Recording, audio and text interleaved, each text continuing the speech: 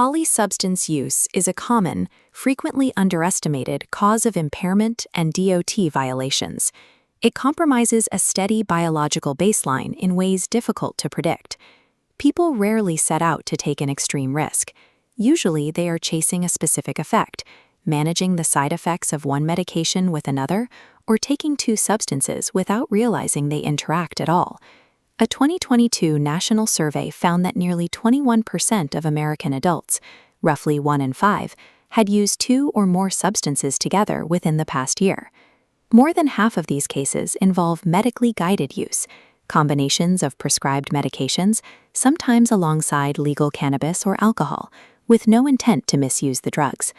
This includes ordinary scenarios, like drinking at a social event while a morning prescription is still in the system, or taking a sleep aid with a glass of wine to help it along. Tolerance also drives this behavior. As the brain adopts to a single substance, a person might add a second one to boost the effect they are chasing, unknowingly changing their entire safety profile. The biological reality is that combining substances does not create a simple additive effect. Instead, the substances interact to trigger overlapping synergistic failures. They violently fuse. Because this interaction magnifies impairment rather than simply adding to it, rule-abiding operators can trigger fatal crashes without ever intending to misuse a drug. The brainstem governs the automatic respiratory drive. Opioids suppress this by attaching to specific receptors, causing the breathing rhythm to slow. Alcohol and benzodiazepines target completely different receptors. Present simultaneously, they attack from two directions at once, causing the breathing cycle to flatline completely. A valid, legally prescribed opioid taken exactly as directed carries the same physical danger if alcohol is in the system at the same time. Benzodiazepines, often prescribed for anxiety, are a leading contributor to overdose deaths involving prescription opioids. These medications are frequently co-prescribed. Historically, up to a third of benzodiazepine prescriptions have overlapped with an opioid prescription for the same patient.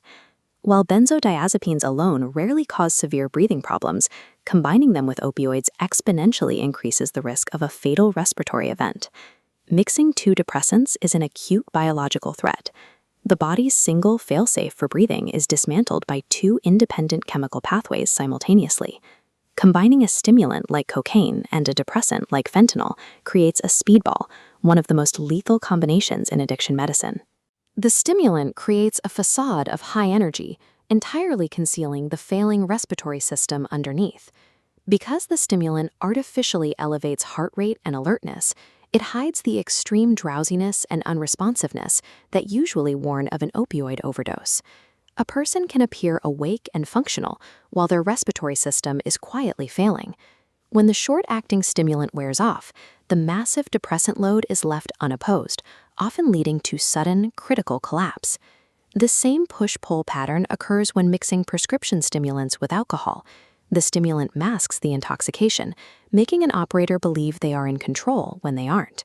Combining opposing substances physically deletes the body's early warning signs, providing a false sense of security until the moment of failure.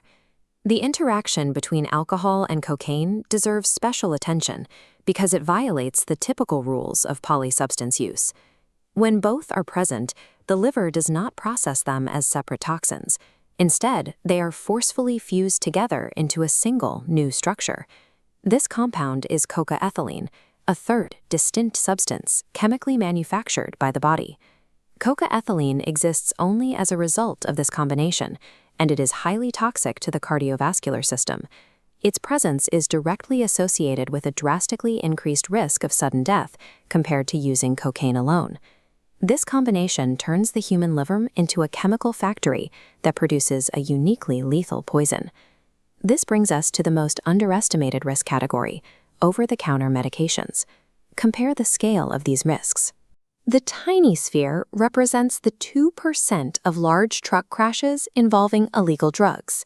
The massive sphere represents the 17% involving over-the-counter medications.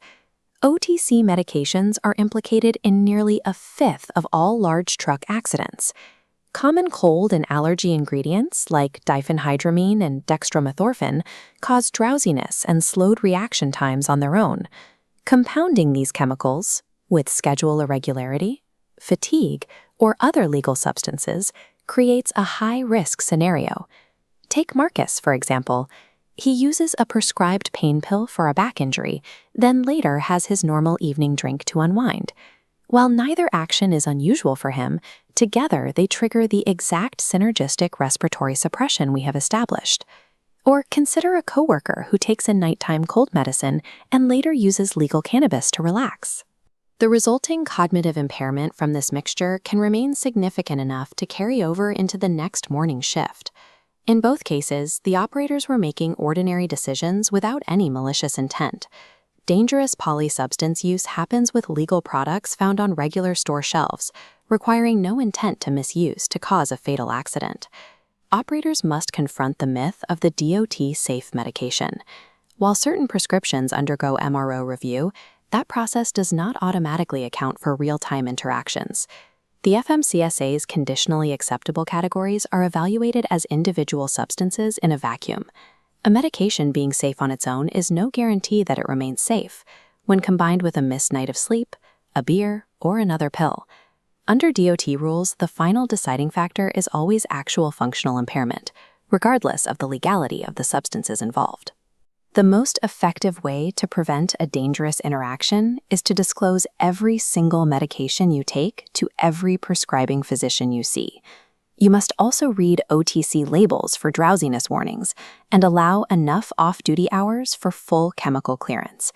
True clearance requires waiting for the body to fully metabolize the compound, rather than simply waiting until you feel normal. Combining any two substances changes the biological equation in ways that multiply, rather than simply add. Polysubstance use is a matter of unexpected synergistic chemistry. It turns relatively manageable risks into the fastest route to catastrophic failure on the road.